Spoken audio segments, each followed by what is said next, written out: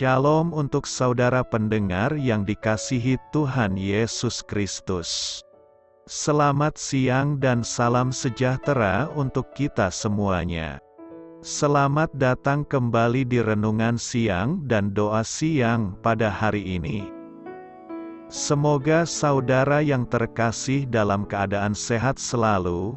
Kiranya damai dan sukacita Roh Kudus melimpah di dalam hati dan pikiran saudara saat ini.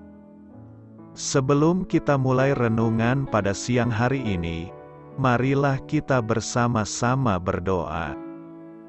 Bapa di kerajaan sorga, terima kasih atas penyertaan yang Engkau berikan kepada saya atas siang hari yang indah ini. Terima kasih telah memberi saya kesempatan untuk selalu dapat bersyukur atas segala pekerjaan yang aku kerjakan. Maka dari itu, saya mohon sertailah selalu diri ini sepanjang hari ini. Terima kasih atas berkat Tuhan hingga saat ini aku masih bisa merasakan kebaikan Tuhan dan buatlah agar bibirku selalu mengucap syukur kepadamu. Tuhan Yesus Kristus, terima kasih pada saat ini saya masih bisa bekerja. Tuhan, saat ini saya akan memulai pekerjaan saya. Berkatilah pekerjaan ini dan sertailah sepanjang saya selama bekerja pada hari ini, agar menjadi berkat bagiku, bagi keluargaku dan juga tempat saya bekerja. Berkati seluruhnya di siang hari ini agar berjalan dengan baik dan menjadi berkat untuk kami jalani bersama dengan anak Tuhan yang lainnya. Dalam nama Tuhan Yesus, aku berdoa. Amin. Sahabat saudara rohani, pembacaan ayat emas Alkitab renungan kita siang hari ini. Nats bacaan kita siang hari ini adalah, sesungguhnya, anak darah itu akan mengandung dan melahirkan seorang anak laki-laki, dan mereka akan menamakan dia Immanuel yang berarti, Allah menyertai kita. Tertulis di dalam kitab Matius 1 ayat 23. Bacaan kita pada siang ini terambil dari kitab Yesaya 8 ayat 1 sampai dengan ayat 10. Berfirmanlah Tuhan kepadaku, ambillah sebuah batu tulis besar dan tuliskanlah di atasnya dengan tulisan biasa, Maher Shalal Hashbaz. Maka aku memanggil dua saksi yang dapat dipercaya, yaitu Imam Uria dan Sakharia bin Yeberekya. Kemudian aku menghampiri istriku, ia mengandung dan melahirkan seorang anak laki-laki. Lalu berfirmanlah Tuhan kepadaku, namailah dia, Maher Shalal Hashbaz, sebab sebelum anak itu tahu memanggil, Bapa, Ibu, maka kekayaan Damsyik dan jarahan Samaria akan diangkut di depan Raja Asyur. Tuhan melanjutkan lagi firman-Nya kepadaku, oleh karena bangsa ini telah menolak air Shiloah yang mengalir lamban, dan telah tawar hati terhadap Rezin dan anak Remalia, sebab itu, sesungguhnya, Tuhan akan membuat air sungai Efrat yang kuat dan besar, meluap-luap atas mereka, yaitu Raja Asyur dengan segala kemuliaannya. Air ini akan meluap melampaui segenap salurannya dan akan mengalir melampaui segenap tebingnya, serta menerobos masuk ke Yehuda, ibarat banjir yang meluap-luap hingga sampai ke leher, dan sayap-sayapnya yang dikembangkan akan menutup seantero negerimu, ya Immanuel. Ketahuilah, hai bangsa-bangsa, dan terkejutlah, perhatikanlah, ya segala pelosok bumi, berikat pingganglah, dan terkejutlah, berikat pingganglah dan terkejutlah. Buatlah rancangan, tetapi akan gagal juga, ambillah keputusan, tetapi tidak terlaksana juga, sebab Allah menyertai kami. Ayat di atas terambil dari kitab Yesaya 8 ayat 1 sampai dengan ayat 10. Mari kita mulai renungan siang kita. Judul renungan kita hari ini adalah Apa itu Immanuel? Kata bijak Alkitab hari ini adalah Allah datang untuk tinggal bersama kita, sehingga kita dapat hidup bersamanya. Baiklah, mari kita mulai segmen kisah inspiratif. Cerita renungan siang kita hari ini adalah sejak hari Natal pertama 2000 tahun yang lalu, jaminan bahwa Allah menyertai umatnya telah memiliki suatu makna yang baru. Sebelum Yesus lahir, umat Israel telah diyakinkan bahwa sekalipun mengalami penghakiman Allah, mereka dapat memiliki pengharapan karena Allah menyertai mereka. Namun mereka tidak betul-betul mengenal Allah sebagaimana yang kita alami sekarang. Kita memiliki banyak keuntungan karena dengan membaca Perjanjian Baru, kita dapat melihat kemuliaan Allah yang tampak pada wajah Kristus. Dan kita dapat merasakan kehadirannya dalam segala situasi kehidupan karena Dia nyata bagi kita melalui Roh Kudus. Ketika saya merasa perlu diyakinkan kembali bahwa Allah menyertai saya berpikir tentang Yesus yang telah dinyatakan dalam Perjanjian Baru. Saya merenungkan bagaimana Dia memeluk anak-anak kecil dalam dekapannya dan memberkati mereka. Kemudian saya merenungkan penyalibannya, yang mengingatkan saya pada semua yang telah ditanggungnya sebagai juru selamat saya. Dan akhirnya, saya merenungkan janjinya, aku menyertai kamu senantiasa sampai kepada akhir zaman. Kelahiran Yesus memberikan makna baru yang penting tentang nama Immanuel, yang artinya, Allah menyertai kita. Karena Dia hidup di antara kita, mati bagi kita, dan mengutus Roh-Nya untuk tinggal di dalam kita, maka kita dapat bersukacita. Penggenapan janji Allah. Ada banyak kenangan dan inspirasi atas peristiwa ini bagi kita sekarang. Peringatan ini tidak berlalu begitu saja tetapi harus membawa makna bagi kita sekarang. Dalam malam Natal ini akan membahas tema, penggenapan janji Allah. Artinya, kelahiran Yesus merupakan penggenapan janji Allah bagi dunia dan kita semua. Peristiwa Natal ini sudah lama dinubuatkan para nabi dalam Perjanjian Lama, lalu nubuatan itu digenapi dalam peristiwa kelahiran Yesus. Kehamilan Maria adalah kehendak Allah untuk menggenapi nubuat keselamatan yang dikatakan Nabi Yesaya 7 ayat 14 berkata, "Sebab itu Tuhan sendirilah yang akan memberikan kepadamu suatu pertanda, sesungguhnya, seorang perempuan muda mengandung dan akan melahirkan seorang anak laki-laki, dan ia akan menamakan dia Immanuel." Maria menjadi anak darah istimewa sebab dipilih untuk terlibat dalam karya keselamatan Allah yang merangkum seluruh sejarah manusia. Malaikat Tuhan ditugaskan untuk menyampaikan pesan sorgawi kepada Maria dan juga sekaligus tunangannya Yusuf.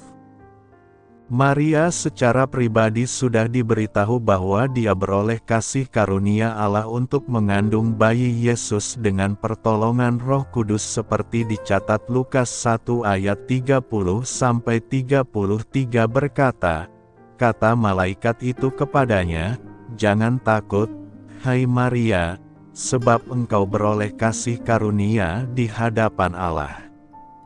Sesungguhnya engkau akan mengandung dan akan melahirkan seorang anak laki-laki dan hendaklah engkau menamai dia Yesus.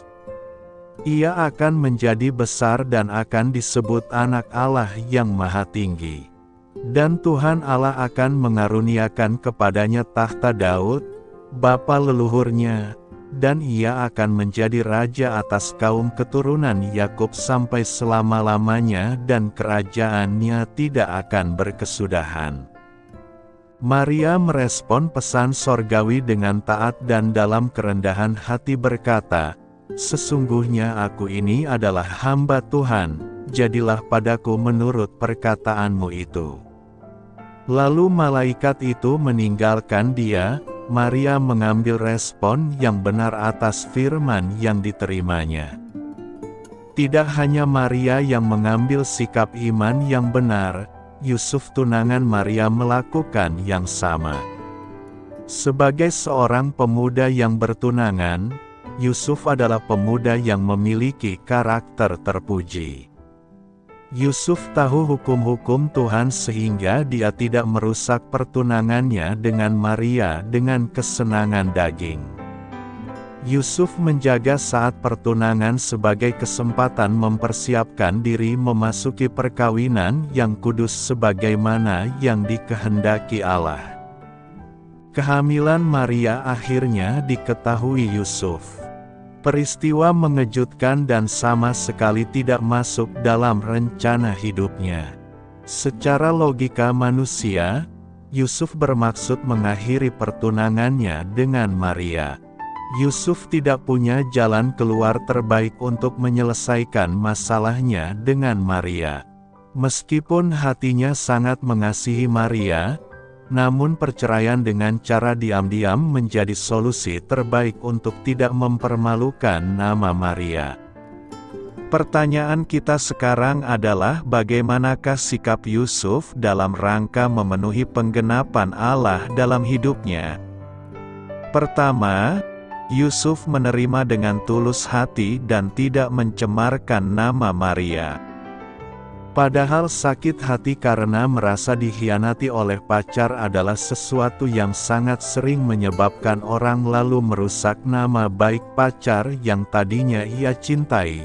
Apalagi kalau ia sudah mengambil keputusan untuk memutuskan hubungan dengan pacarnya itu. Tetapi Yusuf, sekalipun merasa dikhianati dan sudah mengambil keputusan untuk menceraikan Maria, tidak mau mencemarkan nama Maria. Karena itulah maka ia bermaksud menceraikan Maria dengan diam-diam. Di satu sisi, Yusuf tidak menginginkan Maria bernasib malang karena ia pasti dirajam oleh masyarakat Yahudi.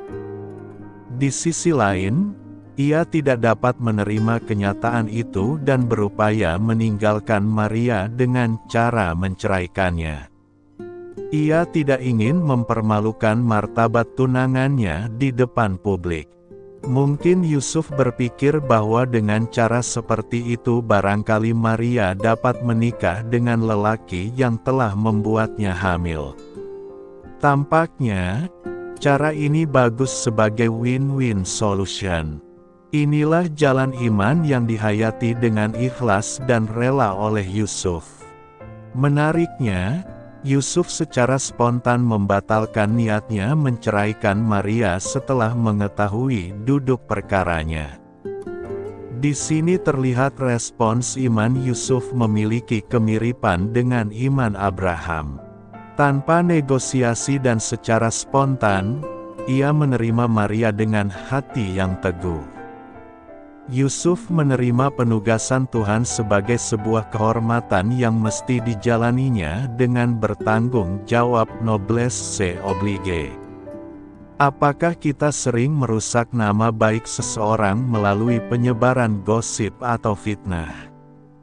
Atau apakah kita menerima dengan tulus setiap peristiwa yang menerpa kita? Kedua, Yusuf tidak gegabah. Ini terlihat dari ayat 20 di mana Yusuf mempertimbangkan maksudnya untuk menceraikan Maria. Apakah kita sering melakukan hal-hal tertentu dengan gegabah dan tidak berpikir panjang? Mungkin dalam hal melampiaskan emosi atau kemarahan kita, atau dalam hal membeli barang, atau dalam hal menerima atau menolak suatu ajaran. Kalau ya, Perhatikanlah Amsal 19 ayat 2b yang berbunyi, orang yang tergesa-gesa akan salah langkah. Ketiga, Yusuf taat pada firman Tuhan. Yusuf percaya pada firman Tuhan, yang disampaikan malaikat Tuhan kepadanya melalui mimpi. Kata-kata malaikat itu sebetulnya amat tidak masuk akal. Coba renungkan, andai kata kita menjadi Yusuf, di mana tunangan kita tahu-tahu menjadi hamil, apakah kita bisa mempercayai kata-kata malaikat yang menyatakan bahwa kehamilan itu dari Roh Kudus? Hebatnya, Yusuf percaya pada firman Tuhan yang disampaikan oleh malaikat itu. Tuhan sering memberi firman yang sukar diterima oleh akal, misalnya, bahwa Ia turut bekerja dalam segala sesuatu untuk mendatangkan kebaikan bagi anak-anak-Nya. Kadang-kadang tidak terlalu sukar mempercayai hal ini, tetapi kadang-kadang problem yang kita alami begitu banyak, berat dan membingungkan, dan bahkan kelihatannya berakibat negatif terhadap diri kita dan kerohanian kita. Pada saat seperti itu Roma 8 ayat 28 kelihatannya amat tidak masuk akal. Maukah saudara tetap mempercayainya? Bahwa Ia selalu mau mengampuni dosa kita yang percaya kepada Yesus sebagai juru selamat kita. Kadang-kadang tidak sukar bagi kita untuk percaya pada hal ini. Tetapi pada saat-saat tertentu, misalnya pada waktu kita melakukan dosa yang sangat hebat atau terkutuk, atau pada saat kita melakukan dosa yang sama berulang-ulang hingga ribuan kali karena itu merupakan kelemahan kita, maka sukar bagi kita untuk percaya bahwa Allah tetap mau mengampuni dosa itu. Pada saat seperti itu maukah saudara percaya pada firman yang tak masuk akal itu? Pada malam Natal ini kita harus memahami dengan jelas kelahiran Yesus yang dilahirkan oleh Maria.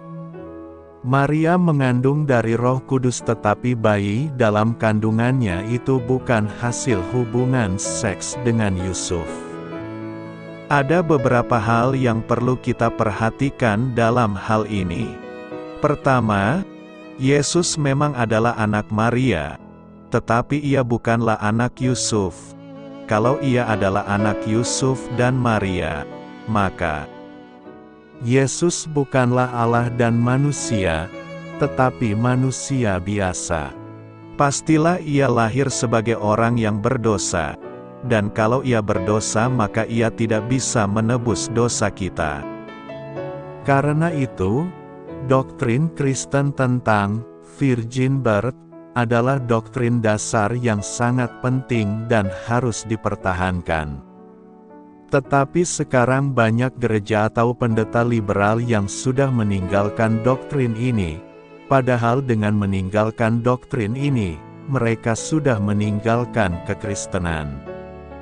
Kedua, Maria mengandung dari Roh Kudus bukan berarti bahwa Allah atau Roh Kudus melakukan hubungan seks dengan Maria dan menyebabkannya mengandung melalui hubungan seks itu. Dalam dongeng-dongeng kafir kita sering membaca tentang dewa yang berhubungan seks dengan manusia sehingga mempunyai anak.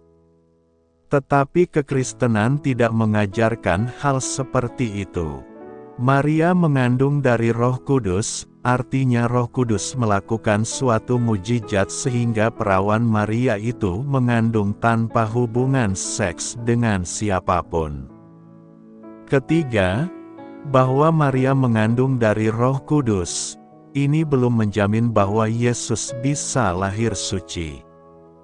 Yesus bisa suci karena sejak saat pertama Ia ada dalam kandungan Maria, Roh Kudus sudah menguduskannya atau menyucikannya dan Roh Kudus terus menjaga dan menguasai dia sehingga dia tidak bisa berbuat dosa.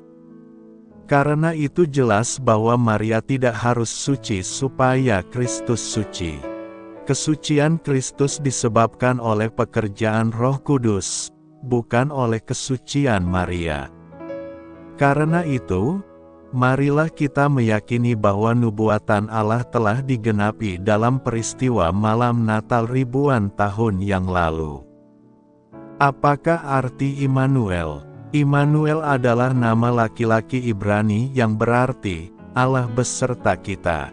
Nama Immanuel muncul dalam Alkitab sebanyak 3 kali, 2 kali dalam kitab Yesaya dalam Perjanjian Lama, dan sekali dalam Injil Matius. Di dalam kitab Yesaya, anak yang lahir pada zaman Raja Ahaz diberi nama Immanuel sebagai tanda kepada Raja Yehuda bahwa serangan dari Israel dan Suria akan berhenti. Sebab itu Tuhan sendirilah yang akan memberikan kepadamu suatu pertanda, sesungguhnya, seorang perempuan muda mengandung dan akan melahirkan seorang anak laki-laki, dan ia akan menamakan dia Immanuel. Nama Immanuel mendandakan bahwa Allah akan menyelamatkan umatnya dengan menetapkan kehadirannya yang membimbing dan melindungi bersama mereka. Kaitan kedua nubuat itu jauh di masa depan adalah dengan kelahiran Yesus Kristus, Mesias Israel. 700 tahun setelah Raja Ahaz, seorang perawan dari Nazaret bernama Maria bertunangan dengan Yusuf. Sebelum mereka menikah, malaikat mengunjungi Yusuf dan memberitahunya bahwa Maria hamil melalui kuasa Roh Kudus. Ketika anak itu dilahirkan, mereka harus menamainya Yesus. Matius, karena telah memahami penggenapan nubuat Yesaya, menulis pewahyuan terilhami ini. Hal itu terjadi supaya genaplah yang difirmankan Tuhan oleh Nabi. Sesungguhnya, anak darah itu akan mengandung dan melahirkan seorang anak laki-laki, dan mereka akan menamakan dia Immanuel, yang berarti, Allah menyertai kita. Yesus menggenapi nubuat Yesaya karena secara harafiah ia adalah, Allah menyertai kita, ia sepenuhnya manusia dan bersamaan sepenuhnya Allah. Kristus hidup di Israel bersama umatnya, sebagaimana telah dinubuatkan Yesaya. Matius mengenali Yesus sebagai Immanuel, inkarnasi yang hidup, mujizat anak Allah yang menjadi manusia dan berdiam di antara kita supaya ia dapat mengungkapkan Allah kepada kita. Yesus adalah Allah beserta kita, dalam wujud insani. Injil Yohanes menggambarkan inkarnasi dengan indah, firman itu telah menjadi manusia, dan diam di antara kita, dan kita telah melihat kemuliaannya, yaitu kemuliaan yang diberikan kepadanya sebagai anak tunggal Bapa, penuh kasih karunia dan kebenaran. Tidak seorang pun yang pernah melihat Allah, tetapi anak tunggal Allah, yang ada di pangkuan Bapa, dialah yang menyatakannya. Dalam Yesus, Allah berjalan dan berdiskusi dengan kita sama seperti dengan Adam dan Hawa di Taman Eden. Kedatangan Kristus menunjukkan manusia bahwa Allah itu setia dalam menepati janjinya. Yesus bukan hanya pertanda bahwa Allah beserta kita, seperti anak yang lahir di zaman Ahaz. Yesus adalah Allah beserta kita secara harafiah. Yesus adalah Immanuel. Ia bukanlah satu bagian dari Allah beserta kita. Yesus adalah Allah beserta kita dalam segala kepenuhannya, sebab dalam Dialah berdiam secara jasmania seluruh kepenuhan kealahan. Yesus meninggalkan kemuliaan di surga dan mengambil rupa seorang hamba supaya ia dapat memahami kesukaran hidup sehari-hari kita. Immanuel adalah juru selamat kita. Allah telah mengutus anaknya untuk hidup di antara kita dan mati bagi kita di atas salib. Melalui darah Kristus yang tercurah, kita dapat didamaikan dengan Allah. Ketika kita lahir baru oleh karena Roh-Nya, Kristus datang dan hidup di dalam kita. Immanuel akan selamanya menyertai kita. Setelah kebangkitannya dari kematian, sebelum Yesus kembali pada Bapa-Nya, Ia memberi janji ini, "Aku menyertai kamu senantiasa sampai kepada akhir zaman." Tidak ada yang dapat memisahkan kita dari Allah serta kasih-Nya terhadap kita dalam Kristus.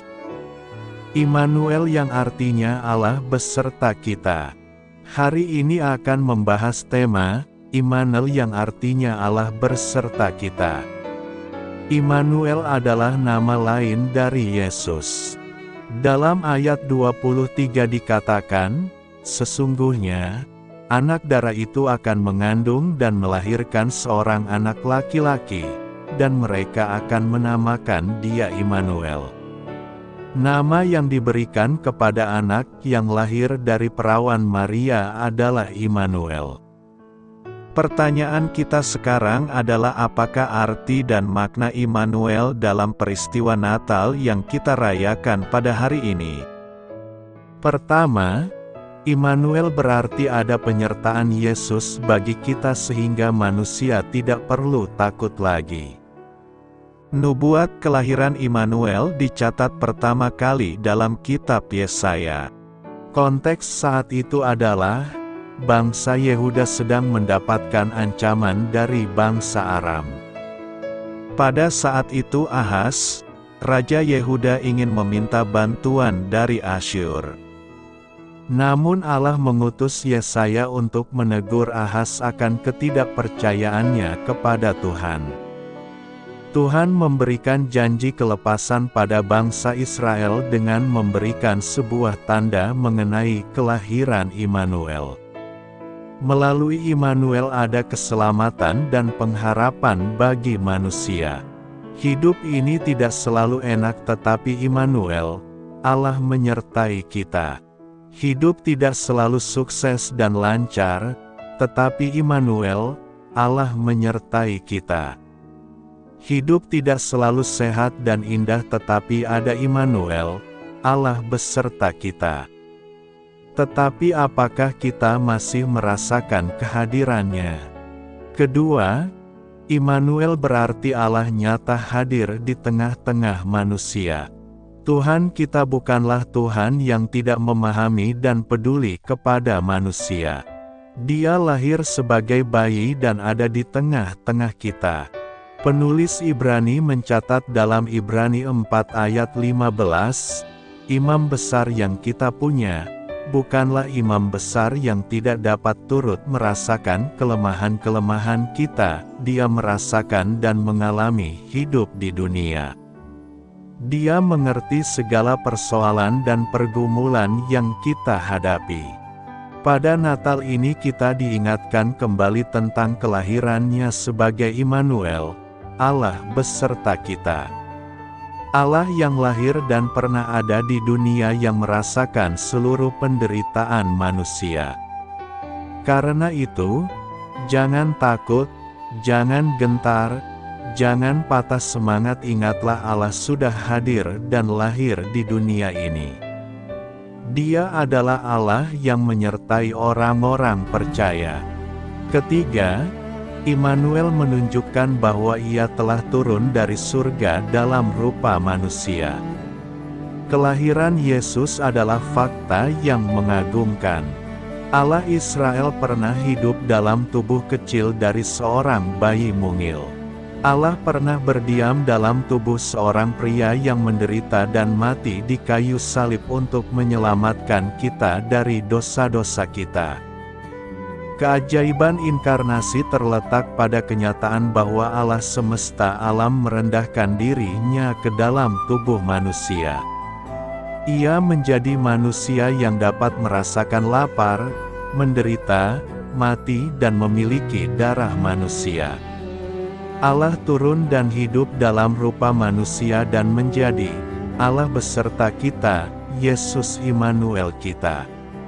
Alkitab berkata bahwa Dia, telah mengosongkan dirinya sendiri, dan mengambil rupa seorang hamba, dan menjadi sama dengan manusia. Tetapi yang lebih luar biasa adalah kenyataan bahwa Kristus turun dalam daging dari ras yang berdosa. Meskipun dia sendiri tidak pernah berdosa, dia menyatukan dirinya sendiri dengan ras yang memberontak terhadap Allah. Dia menyatukan dirinya sendiri dengan kita agar dia dapat mengangkat kita dari dosa dan penderitaan. Alkitab berkata, dengan jalan mengutus anaknya sendiri dalam daging, yang serupa dengan daging yang dikuasai dosa karena dosa, ia telah menjatuhkan hukuman atas dosa di dalam daging.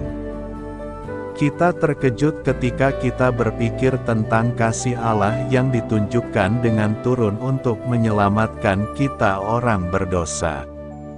Kita adalah umat yang telah jatuh. Kita adalah orang-orang yang telah diperbudak di dalam dosa. Kita berada di bawah kuasa iblis. Tetapi Allah telah turun kepada kita, di dalam Kristus, untuk membebaskan kita. Kita memiliki pengharapan karena Allah menyertai kita, karena Yesus, Immanuel kita. Ada suatu masa ketika Allah murka atas kita. Alkitab mengatakan bahwa Allah adalah murka setiap saat. Tetapi sekarang Allah dapat mengampuni kita dan memanggil kita sebagai anak-anak-Nya. Sekarang, kita hidup dalam damai sejahtera dengan Allah oleh karena Tuhan kita, Yesus Kristus, oleh Dia kita juga beroleh jalan masuk oleh iman kepada kasih karunia ini. Di dalam kasih karunia ini kita berdiri dan kita bermegah dalam pengharapan akan menerima kemuliaan Allah. Sekarang Yehova bukanlah Allah yang sedang murka kepada kita, tetapi Allah menyertai kita. Dia telah mendamaikan kita kepada dirinya oleh kematian anaknya. Keempat, Immanuel berarti bahwa Yesus tersedia bagi kita. Kelahiran Yesus di Betlehem memberikan dirinya untuk kita. Yesus rela menyertai perjalanan hidup kita kemanapun kita pergi. Yesus bersedia memberikan kebutuhan kita dan bahkan seluruh hidupnya untuk kita agar kita memperoleh keselamatan yang kekal. Yesus bersedia memproses hidup kita hari demi hari agar sesuai dengan kehendak Tuhan. Selamat berkarya untuk Tuhan. Selamat memulai karya dalam minggu ini untuk Tuhan. Doa saya menyertai saudara sekalian. Saya memberkati Anda agar sewaktu Anda mencarinya dari Dia, Bapa Surgawi Anda akan memberikan bagi Anda roti harian Anda, dalam nama Yesus Kristus. Tuhan yang berkuasa atas alam semesta dan menuntun kita kepada iman yang menyelamatkan. Tuhan Yesus menyertai senantiasa. Tuhan memberkati. Amin.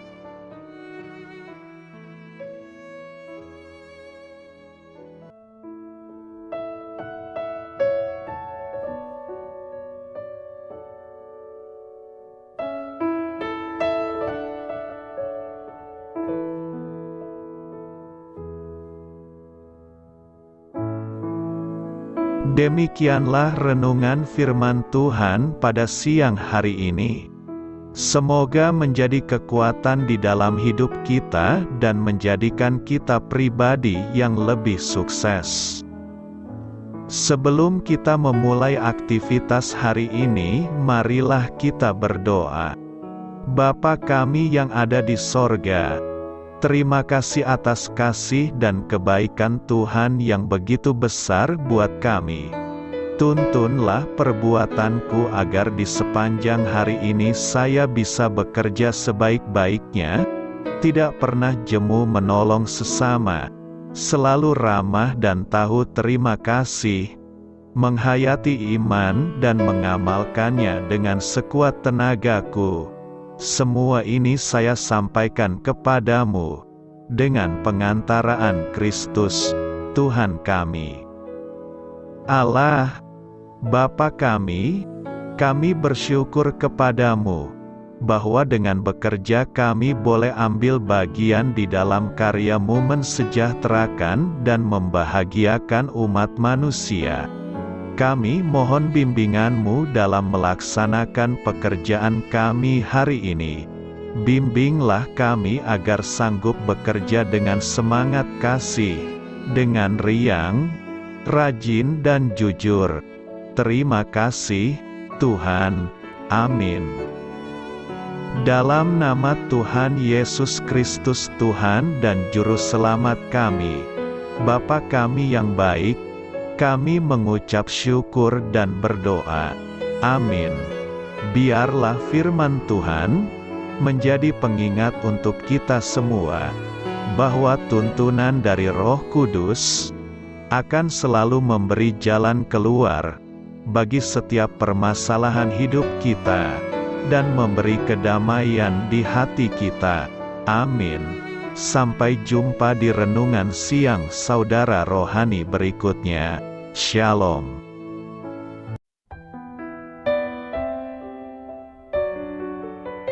Halo untuk semua pendengar saudara rohani yang terkasih di dalam nama Tuhan Yesus Kristus dimanapun berada.